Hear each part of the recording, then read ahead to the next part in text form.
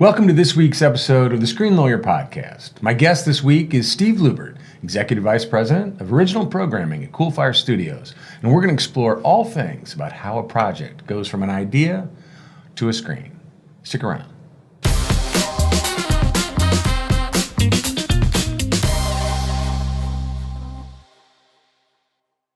Hey there. Welcome to the Screen Lawyer Podcast. I'm Pete Salsich, the Screen Lawyer. Today I'm joined by Steve Luebbert, Executive Vice President of Original Programming, Coolfire Studios here in St. Louis.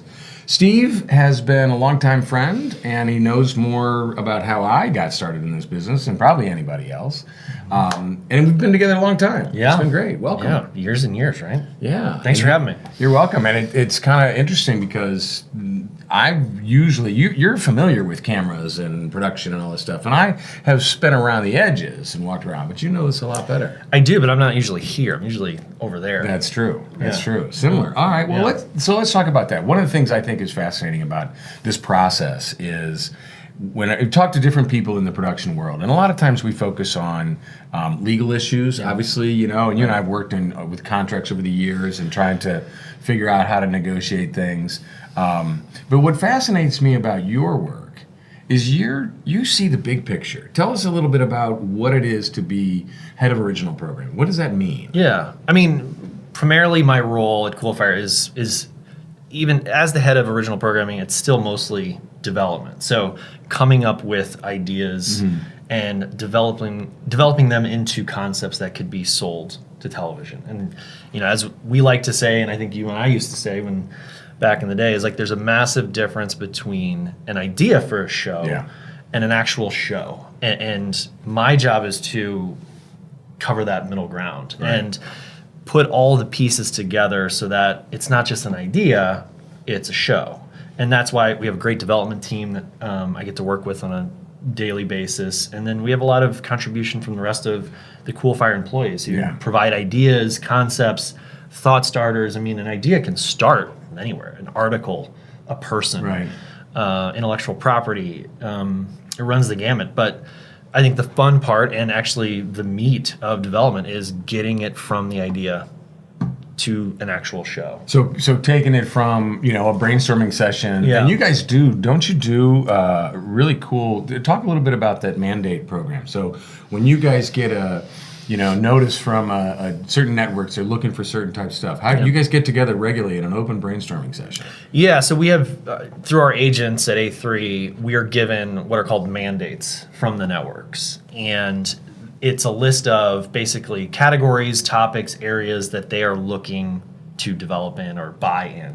So types of programming. Types of programming. Okay. And so that list is then sent out, and we get that list, and we use that as guide rails for brainstorms internally at Coolfire. And so, that's a really fun process. It feels it's informed, so you feel like we're taking quality shots. That said, I think it's important in development to always balance your ideas, because a lot of times it's the networks don't even know what they want. They don't know what they're looking for. And so I always think being in development, it's important to have a balanced approach of, hey, we're going to go target these concepts because we know they're looking for them. But then you got to have this pot over here of no one asked for this. No one was looking for it, and then it came up and smacked you in the face. And that's how, some of the biggest shows came about. No one was looking for... And that's precisely why they made it through the noise of everything else that sounds the same. Yeah, you said something to me one time, and it always struck me as there's what... what the public wants to watch and what the network thinks the public wants to watch, and those are not necessarily the same thing. Yeah, that's one of the hardest parts of our job is trying to discern between those two things, because even if you think the public would love something, they're not the ones buying it. It's the network. And so that's a balance too. But that's also part of the job, is learning how to speak about your concept to the networks in a way that resonates for them. And you may pitch it on the street one way, and you may pitch it to a network exec a different way. And again, it's the same idea, but I think framing is important when you're pitching. Oh, absolutely. I would think so too. I mean, so when you're talking about the pitching, though, I mean, this comes back to, everybody's seen the movies. Oh, it's, Beastie Boys meets Godzilla or something, right? And you have to develop that. You have to, I don't know, make a note. Yeah, right. On this day. Isn't there, do you have to kind of boil it down to ways to combine things people have already seen? Or? Yeah, I mean, that's one way to do it. I don't think you have to do it that way. I think what we've found is more and more now, as our attentions are being pulled in multiple different directions with all the amounts of screens, right? And apps and platforms. If you can't convince the network what your concept is within a sentence or two, then how are you going to convince a viewer? And to stop their thumb, or even turn on the TV instead of their computer or phone. So, I do think that's important. And whether you use that, combining of two different things, or there's a lot of why now. We talk about that a lot. Like why should this show happen now? Like why is this relevant now? And is it because there's a trend or something that's happening in the real world that this, is kind of reflecting. So all of those things are important when you're pitching a concept. Yeah, interesting. Brevity does help.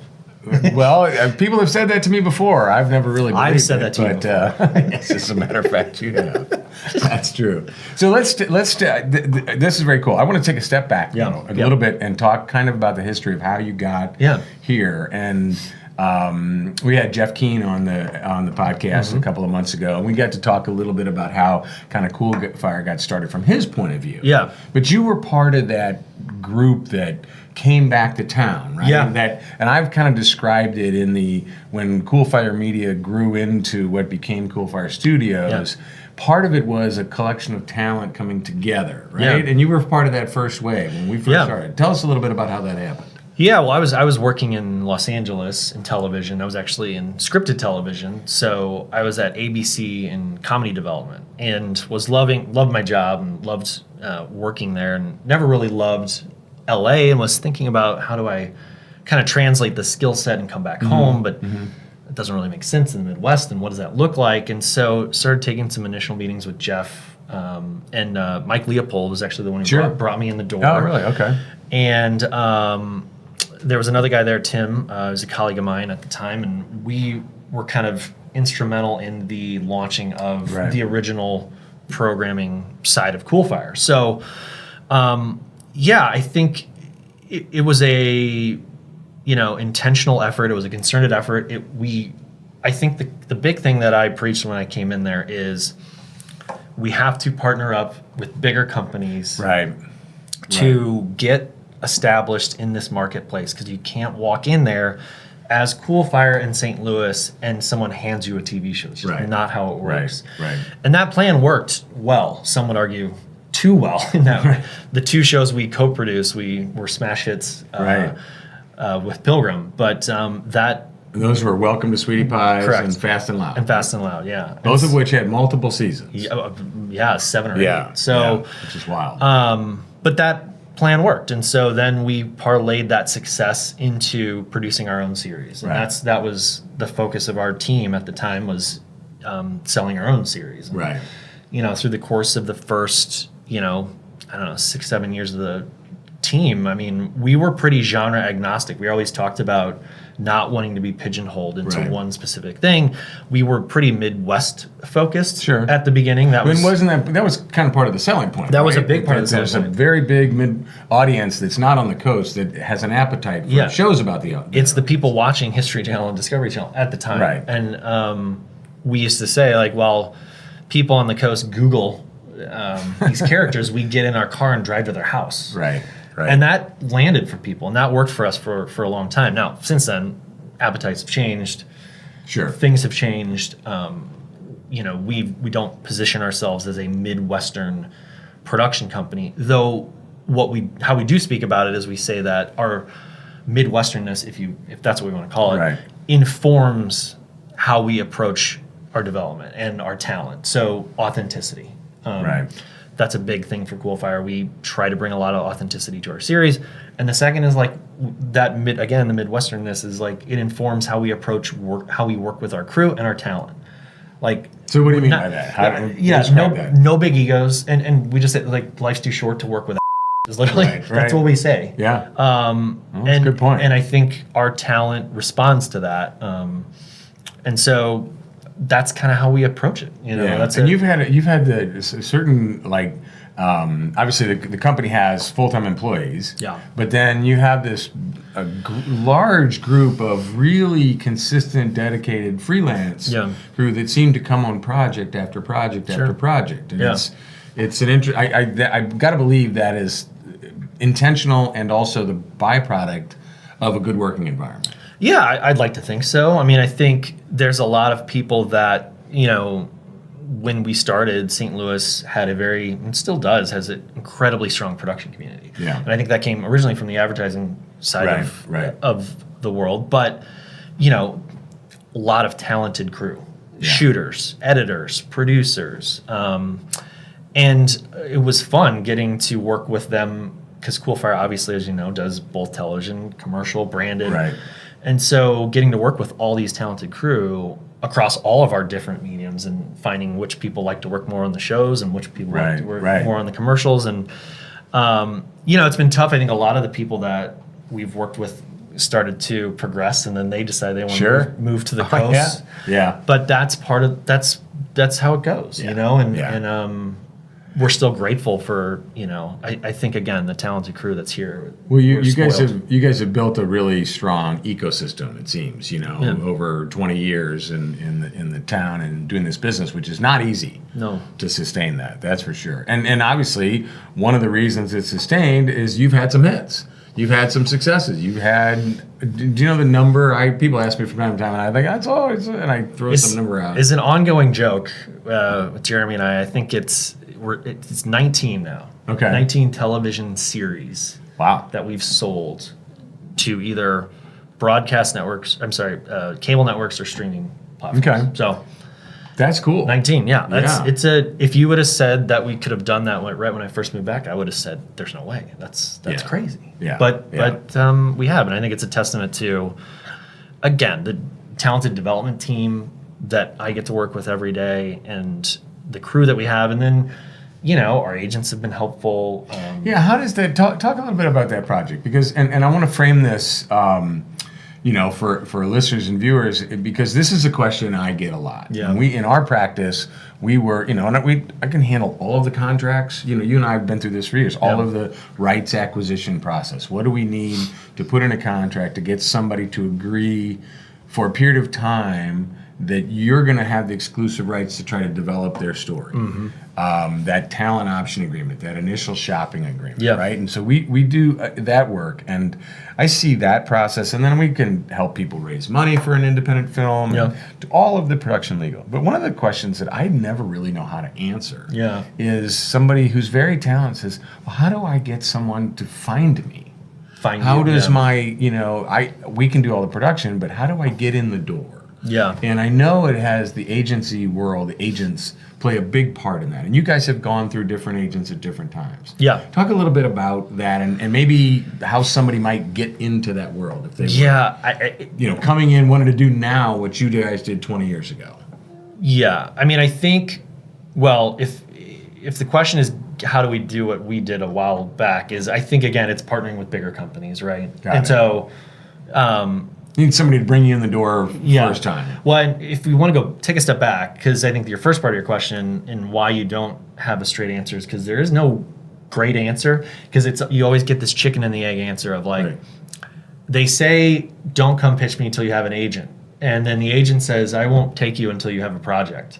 And it's this, and so I really feel for independent producers out there who are pounding the pavement, hawking their wares, and trying to get something going. That's that group. Yeah, and so there is no straight answer. I think one tip I would give is trying to find smaller mid-market production companies like Coolfire, who will, if they catch on a good day, take an incoming pitch. Right. You know, and I think I just took one last week. This guy, he had no agent, no reference, he referenced a couple advertising people he'd worked with in the past. He's passed the crazy test a little bit. Right.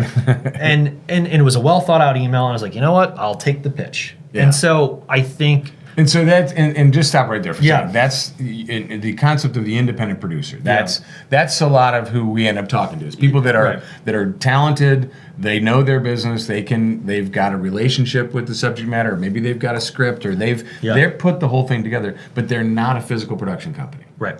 And they need that somewhere, either from the network, which is very hard to get by yourself, right, or they need to find somebody like Coolfire. Yes. And so what, we would exchange an NDA, mutual NDA, to protect us and them. You wrote it, I think, pretty sure. And then they would pitch, and then we would decide if Coolfire was interested in moving forward. I think the thing that I've been telling people a lot, and this is more of how to pitch Coolfire, I would imagine most of this translates to other production companies, but the way I look at it is the things that we find most valuable in an incoming pitch are an association with a character, a real life person, because as we just, we're talking about non-scripted TV primarily.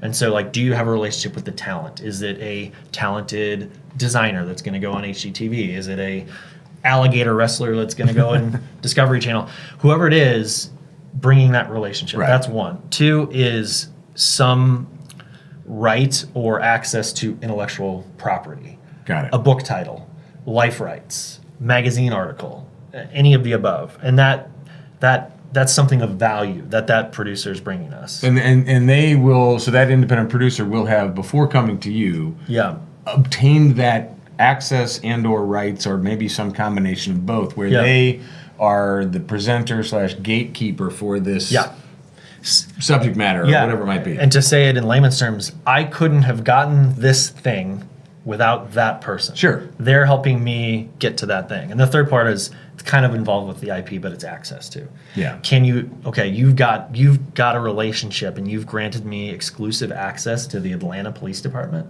Okay, wow. Now we're talking.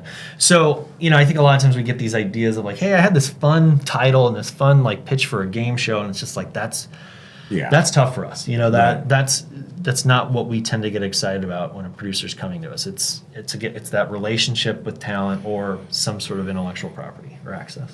Interesting. Yeah. So that's and then that person, if it's successful, they come in. Yeah. You guys put something together. It then gets pitched. Then they ride along with you. Correct. And they'll get an executive producer credit or a co-producer credit or something like that. So we break it down in 3 buckets, and you've written these contracts. So credit. There's 3 things we can give. Right. Credit, creative involvement, and money. It's very simple.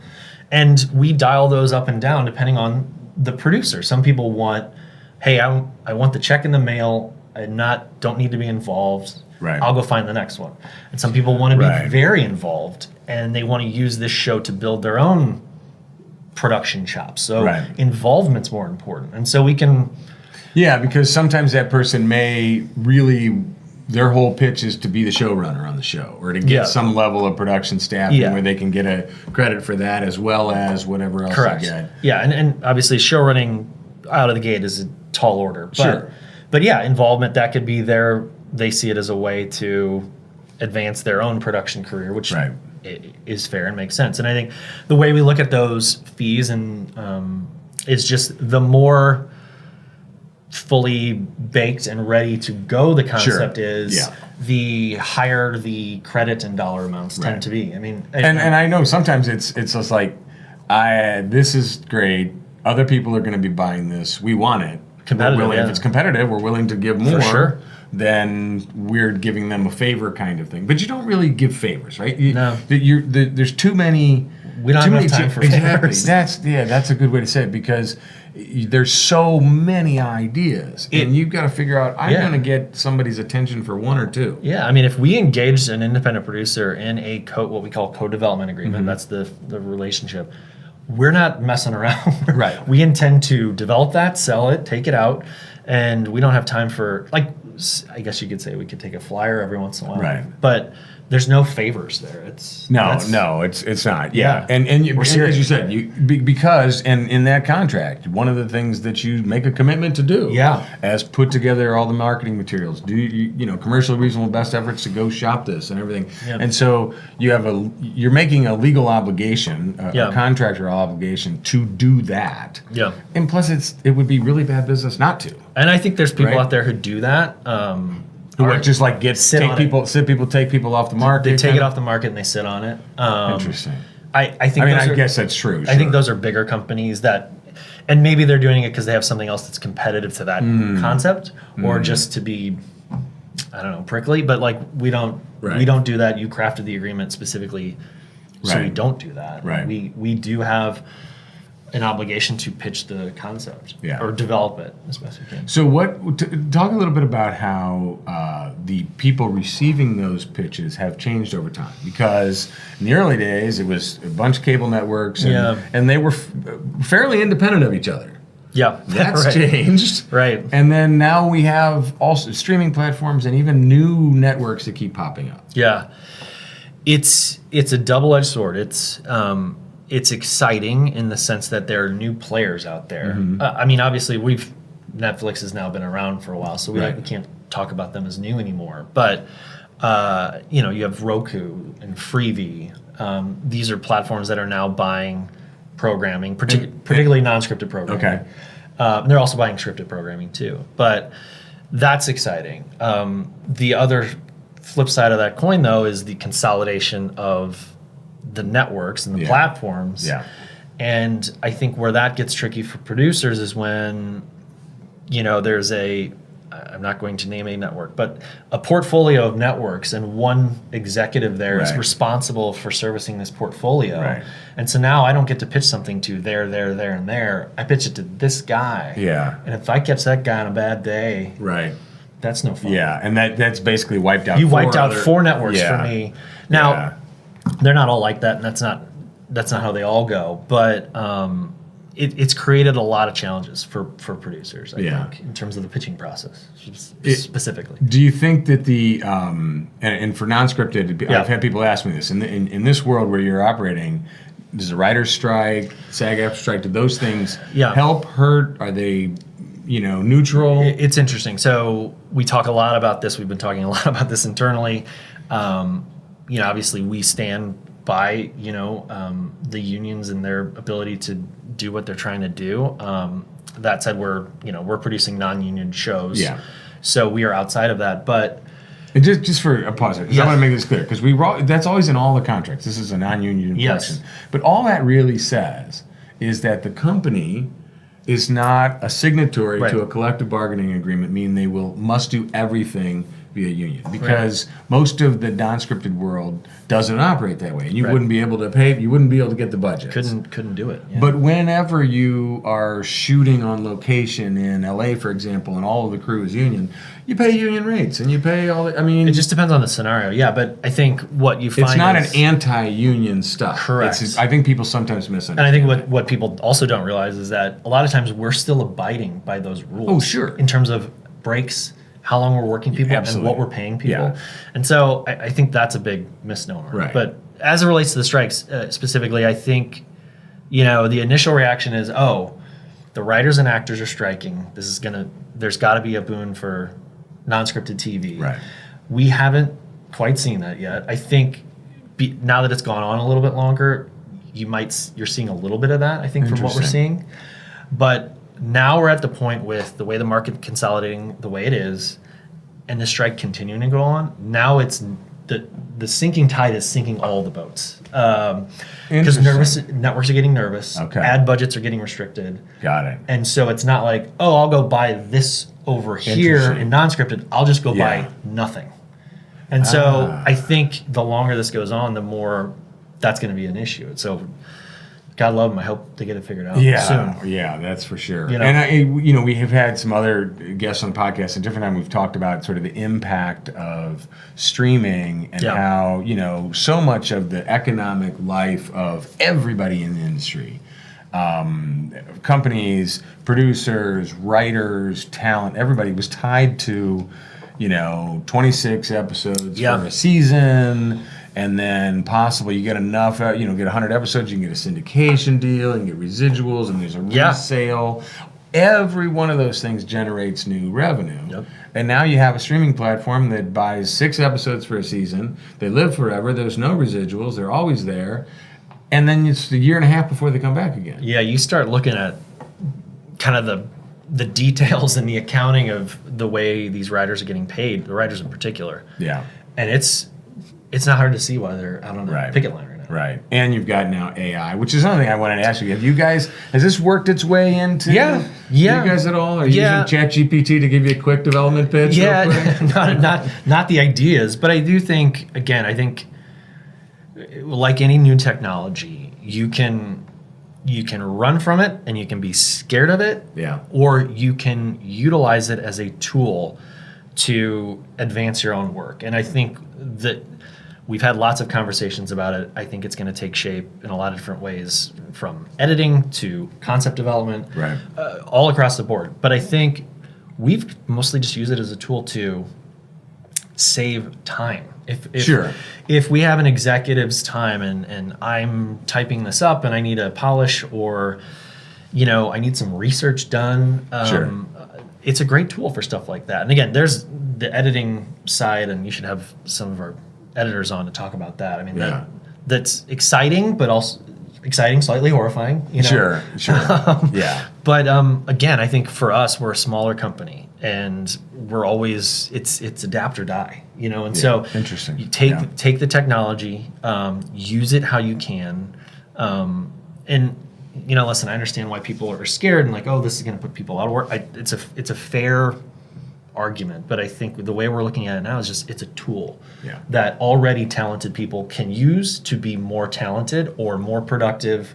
That's just how we look at it. That's the thing. It's the more productive I hear more than anything else, and that's a real valuable. Yeah. If you have a 6-figure employee who's typing this thing, is it worth that person's time to spend 4 hours when AI could help them do that research or type that thing? And then they can take a half an hour to do the polish, and it's already done. Yeah. No, I gotcha. So this has been great, Steve. Thank you very much. I think you give a really good insight into people thinking about how it germinates. How a bill becomes law. Yeah, exactly. Well done. Come up with a song. Well done.